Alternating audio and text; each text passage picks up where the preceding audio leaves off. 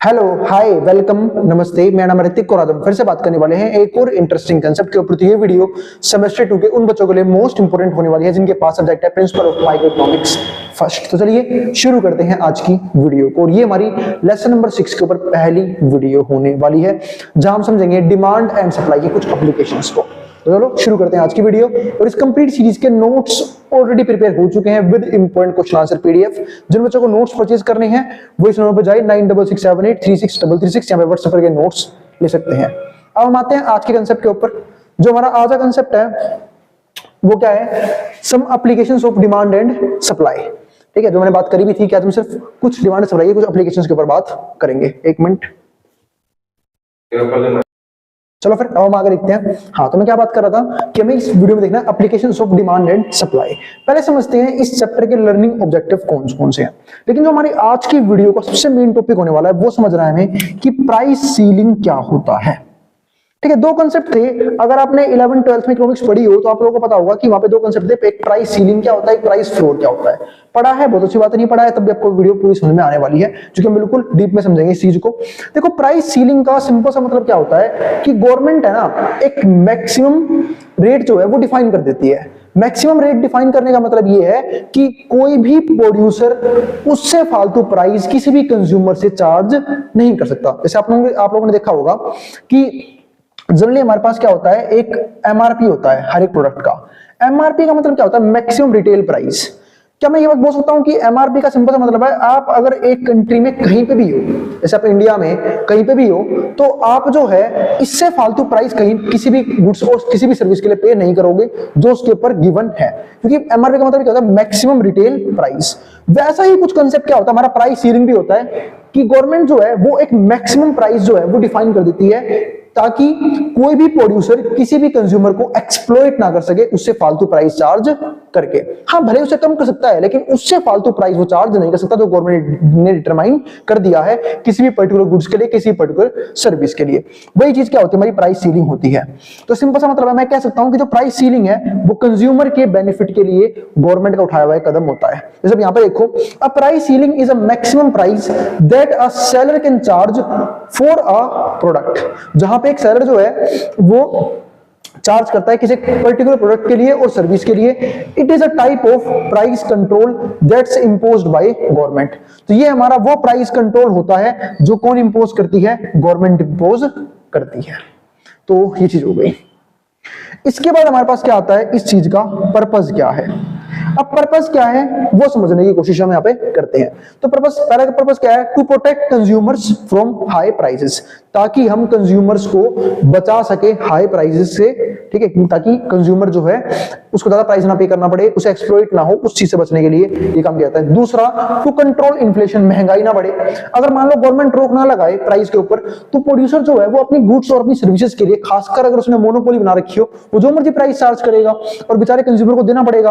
तो उससे बचने के लिए, इससे महंगाई भी नहीं बढ़ेगी। And to ensure that essential goods are accessible to everyone. और ये भी बात डिफाइन कर देती है ताकि जो एसेंशियल गुड्स है खासकर उनके प्राइस गवर्नमेंट पहले डिटरमाइन कर देती है ताकि वो सबके लिए क्या हो? एक्सेसिबल हो, अफोर्डेबल। मैं आपको एग्जांपल देता हूं इस चीज का। जैसे कि राशनिंग सिस्टम इस चीज के ऊपर काम करता है। अगर मैं राशनिंग सिस्टम की बात करूं तो राशनिंग सिस्टम में क्या होता है? गवर्नमेंट जो है वो नेसेसरी गुड्स जो है जो जीने के लिए बिल्कुल जरूरी है, अनाज हो, ठीक है, क्या नाम है, ऑयल हो, मतलब जो हम खाना पकाने के लिए यूज करते हैं, ठीक, और भी बहुत सी चीजें हैं जैसे एलपीजी सिलेंडर वगैरह हो गए, जो बेसिक नीड्स के प्रोडक्ट है वो गवर्नमेंट जो है वो चीप से चीप रेट में प्रोवाइड करती है। उसका जो प्राइस होता है गवर्नमेंट खुद डिटरमाइन करती है। जैसे कि घरों में एलपीजी सिलेंडर्स आते हैं, बेसिक ग्रेन है, गेहूं, चावल, ये सब गवर्नमेंट जो है, खासकर वो लोग जो बीपीएल से क्या आते हैं, नीचे आते हैं, बिलो पॉवर्टी लाइन के नीचे आते हैं, इसका प्राइस गवर्नमेंट मैक्सिमम खुद ही डिटरमाइन करती है ताकि कोई भी प्रोड्यूसर कंज्यूमर को एक्सप्लॉइट ना करे।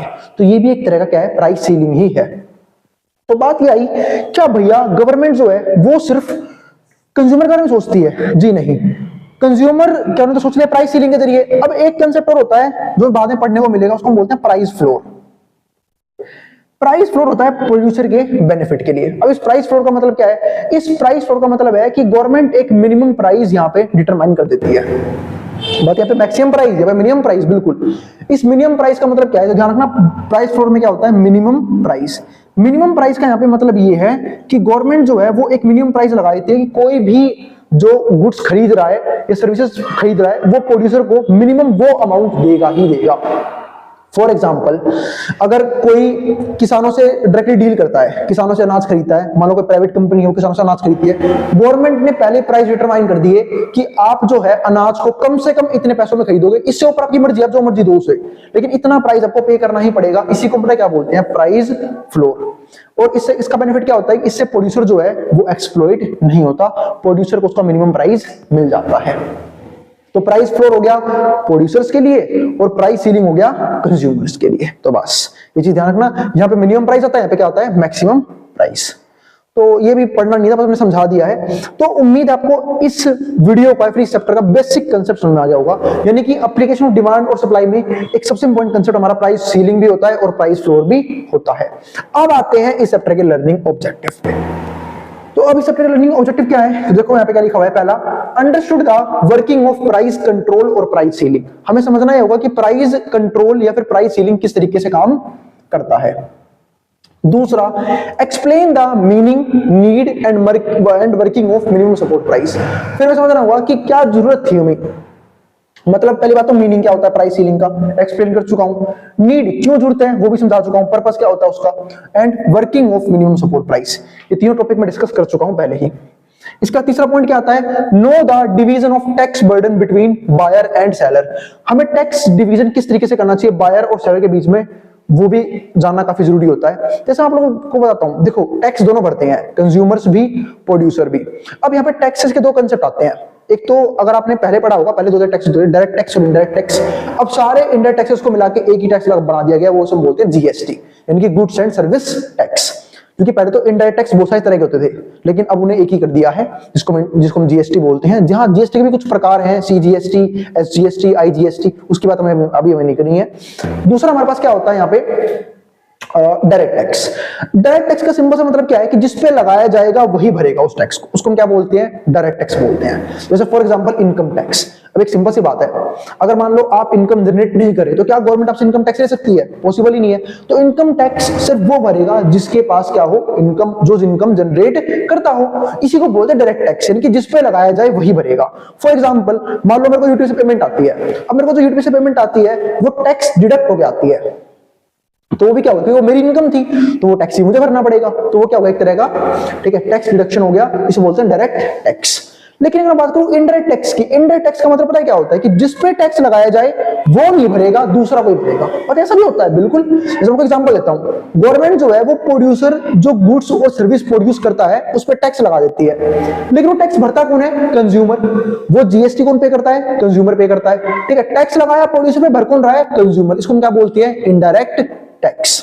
तो बात है क्या भैया प्रोड्यूसर टैक्स नहीं भरते, बिल्कुल भरते हैं। प्रोड्यूसर टैक्स भरते हैं अपने प्रॉफिट पे, अपने नेट प्रॉफिट पे टैक्स भरना पड़ता है उन्हें। तो टैक्स बर्डन किस तरीके से डिवाइड होगा कंज्यूमर्स के बीच में और प्रोड्यूसर के बीच में, वो समझना भी क्या होता है, काफी इंपॉर्टेंट होता है। वही तीसरे टॉपिक में कि डिवीजन क्या है टैक्स बर्डन का बिटवीन बायर एंड सेलर, क्योंकि दोनों के लिए बर्डन ही होता है, कंज्यूमर्स के लिए भी प्रोड्यूसर के लिए भी।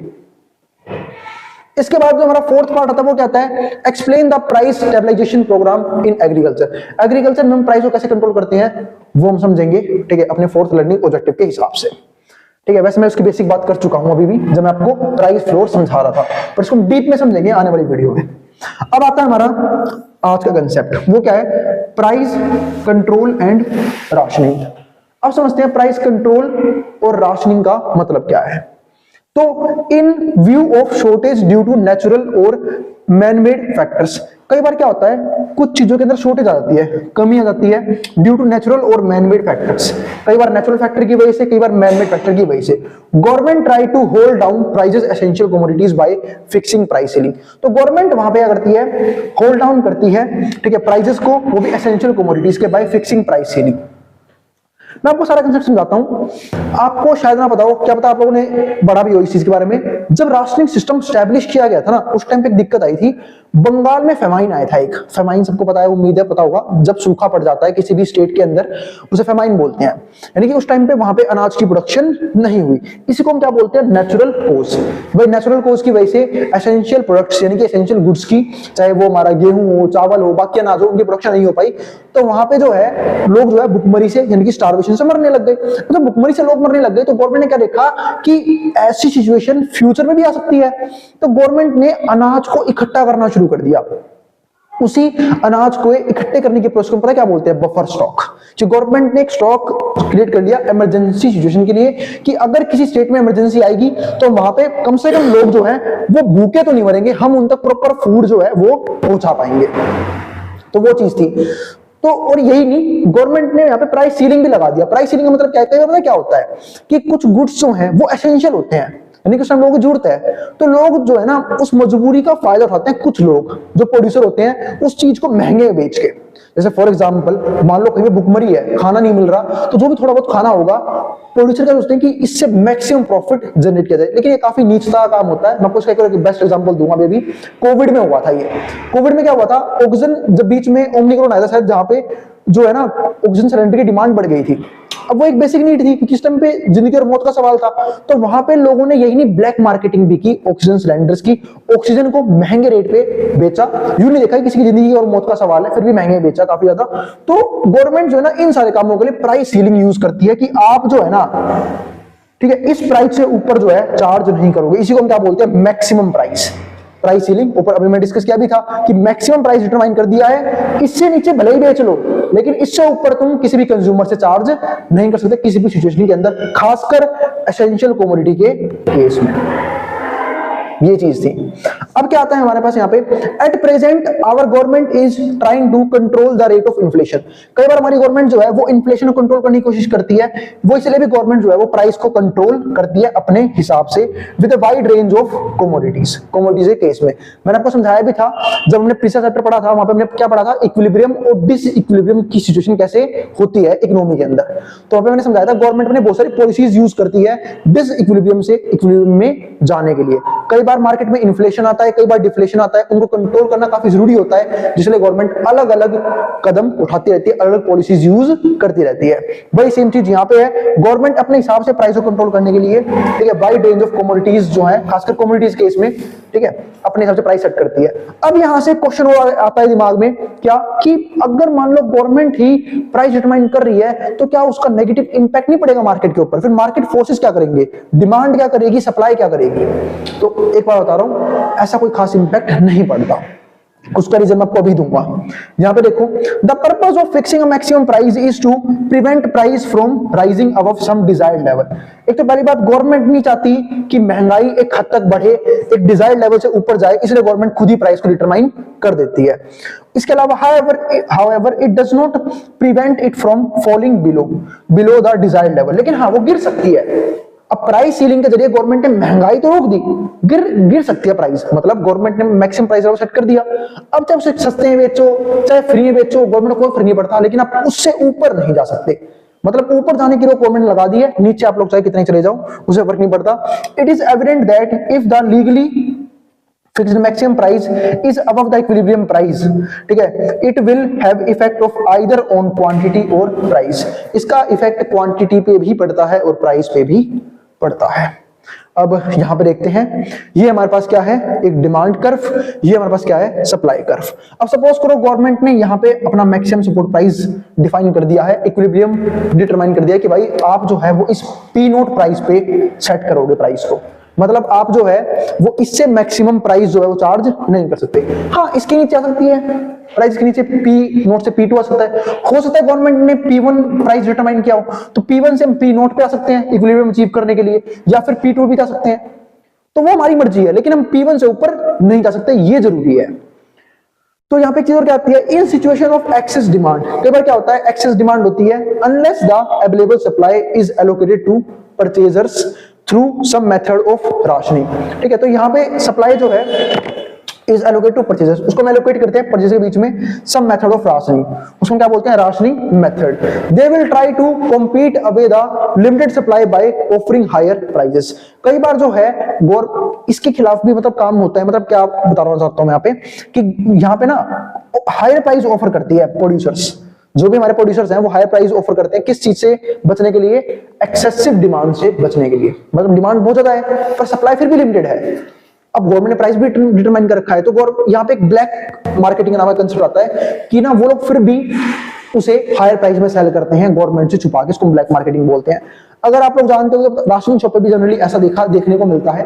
कई बार क्या होता है, जो राशन शॉप है, ठीक है, वहां पे गवर्नमेंट ने एक फिक्स प्राइस पे एक अनाज देने का अप्रूवल दे रखा होता है कि आपको एक फिक्स प्राइस लेवल पे इतना इतना अनाज फैमिली के हिसाब से, मेंबर्स के हिसाब से देना होता है वहां पे, ठीक है। अगर वो देने जाते हैं वहां पे, तो कई बार क्या होता है, कुछ पीपल्स जो हैं वो अनाज ले ही नहीं पाते, ठीक है, कुछ को बेनिफिट मिलता ही नहीं है, यानी कि एक्स्ट्रा अनाज आता है, कुछ ना कुछ अनाज वहां पे शॉप से बच जाता है। अब बात आई उस अनाज का करते क्या है, वो सेल करते हैं महंगे प्राइस लेवल पे, वो भी किनको, कुछ शॉपकीपर्स को, उनको बेचते हैं हायर प्राइस लेवल पे, वो भी एक्स्ट्रा प्रॉफिट जनरेट करने के लिए। इसी को हम क्या बोलते हैं, ब्लैक मार्केट बोलते हैं। अब black market will develop in which the commodity will sell at price higher than legally fix price, मतलब जहां पे जो भी लीगली फिक्स प्राइस है ना, उस पे ना सेल करके लोग जो है वो महंगे में चीजों को बेचते हैं। क्यों? क्योंकि अनाज जो है वो सारा बच गया है। मैं तरीके बताता हूं एक तरह से मेल प्रैक्टिसेस के।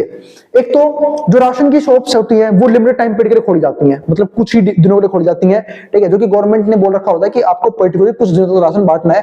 पर जनरली जो है ना वो 2-3 दिन तक खुलती है, उसका तो खोलना ही बंद कर देते हैं, ठीक है। जिसने लिया बहुत अच्छा, जिसने नहीं लिया वो तो फायदा हो गया उनका। क्यों? क्योंकि अनाज बच जाएगा, अनाज बच जाएगा, ब्लैक मार्केटिंग में काम आएगा, उसे वो लोग क्या करेंगे, ओपन मार्केट में सेल करेंगे, वो भी हायर प्राइस पे, जो भी लीगल प्राइस सेटअप है उसके हिसाब से, ठीक है।